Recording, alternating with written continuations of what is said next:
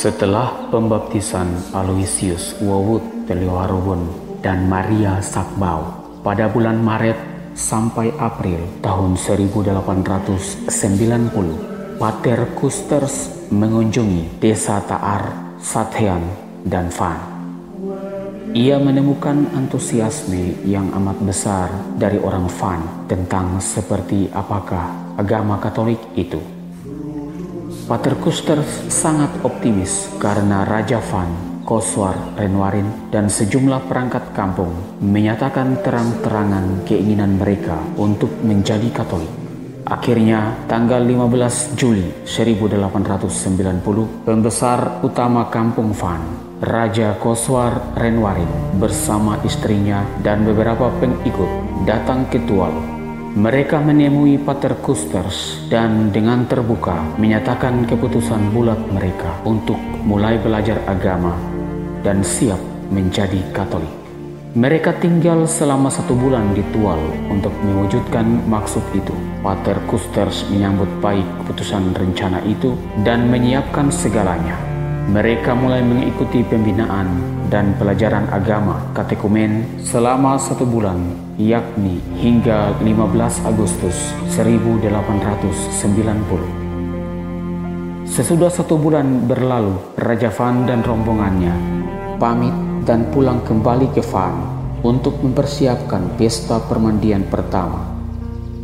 Tanggal yang ditetapkan untuk perayaan agung itu adalah tanggal 17 Agustus 1890 dan merupakan tanggal bersejarah agama Katolik masuk di Ohoy Van. Pada hari itu, Pater Kusters, Postholder, dan beberapa orang Belanda dari Langgur dan Dulah berangkat ke Van. Pater Kusters memimpin perayaan bersejarah pembaptisan Raja Van dan disaksikan oleh para petinggi Belanda dan pemuka masyarakat dari kampung-kampung tetangga. Dalam perayaan pembaptisan mulia itu, Raja Van, Koswar Renwarin, mendapat nama baptis Ludovicus, sedangkan istrinya Masngil menyandang nama Margareta.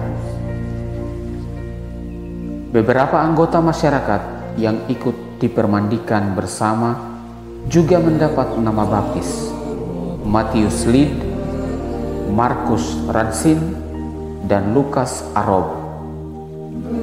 Perayaan ini dihadiri juga oleh banyak penduduk dari Nyilngov, Sathean, dan kampung-kampung di sekitarnya.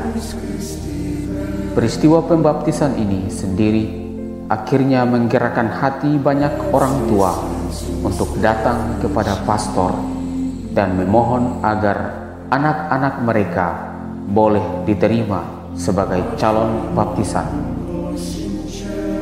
Seorang anak Kapitan Van bernama Fako tanpa segan memohon langsung kepada pastor agar dirinya juga dibaptis menjadi Katolik. Dan tepat pada tanggal 21 September 1890, anak laki-laki dari Kapitan Van itu dipermandikan menjadi Katolik di Langgur dan diberi nama baptis Leo. Pada akhir Desember 1890, kampung Van tercatat memiliki jumlah penduduk 260 orang. Di antaranya 6 orang telah dipermandikan, 6 anak dalam persiapan baptisan, 5 orang telah menerima komuni pertama, dan 1 orang tercatat meninggal dunia. Pada tahun 1891, perkembangan umat Katolik dengan baptisan baru sebanyak 4 orang. Anak calon baptisan berjumlah 9 orang. Yang telah menerima komuni Paskah 6 orang, komuni devosi 30 orang. Pada akhir tahun 1895, umat Katolik di Kepulauan Kei telah mengalami kemajuan yang sangat berarti. setidaknya selama tahun 1895 telah selesai dibangun 3 gereja sederhana di 3 kampung yang selama ini sangat antusias menerima agama Katolik, yakni Desa Van, Desa Kolser, dan Namar. Sementara sejumlah sekolah juga telah didirikan di ketiga kampung ini. Sejak masuknya agama di Ohoy Van, tepat pada tanggal 17 Agustus 1890, sampai saat ini, Ohoy Van telah memiliki 5 gedung gereja. Gereja pertama dibangun pada tahun 1895, tepat di Kampung Lama di Wirin Van. Gereja kedua dibangun pada tahun 1930-an, berlokasi di Takta Hati Kudus, Stasi Van sekarang. Gereja yang kedua ini sempat hancur saat pendaratan tentara Jepang di Kepulauan Kei pada waktu Perang Dunia Kedua, sehingga umat Ohoy Van berlari ke hutan dan mendirikan gereja sementara di suatu tempat yang bernama Hukun Bafov. Setelah berakhirnya Perang Dunia Kedua, umat Ohoy Van kembali merehab gereja yang kedua itu dan menggunakannya kembali. Pada tahun 1950-an, atas prakarsa dari Pastor Karol Bedo, maka didirikanlah Gereja Santo Yosef, Gereja Persatuan Van Wear Lelir. Gereja ini digunakan secara bersama-sama oleh kedua Ohoy, Van dan Wear Lelir. Seiring perkembangan waktu, umat Ohoy Wear Lelir lebih dahulu memutuskan untuk membangun sebuah gedung gereja permanen di Ohoy Wear Lelir.